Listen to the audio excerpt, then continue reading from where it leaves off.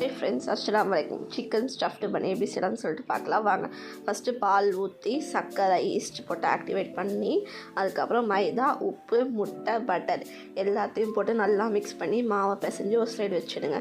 வச்சதுக்கப்புறம் ஒரு பேன் வச்சு எண்ணெய், வெங்காயம், தக்காளி, இஞ்சி பூண்டு பேஸ்ட்டு, கேப்சிகம், சிக்கன், அதுக்கப்புறம் உப்பு, மிளகாத்தூள், கரம் மசாலா, மஞ்சத்தூள் எல்லாத்தையும் போட்டு நல்லா மிக்ஸ் பண்ணி தண்ணி ஊற்றி ஸ்டஃபிங்கை ரெடி பண்ணி எடுத்ததுக்கப்புறம் மாவு நல்லா உப்பி வந்ததுக்கப்புறம் சின்ன சின்ன டோவாக எடுத்து நல்லா பன்னு மாதிரி இது மாதிரி நான் ஸ்டஃப்பாக எடுத்து நல்லா பன்னு மாதிரி நம்ம என்ன பண்ணணும், அதை ரெடி பண்ணோம்.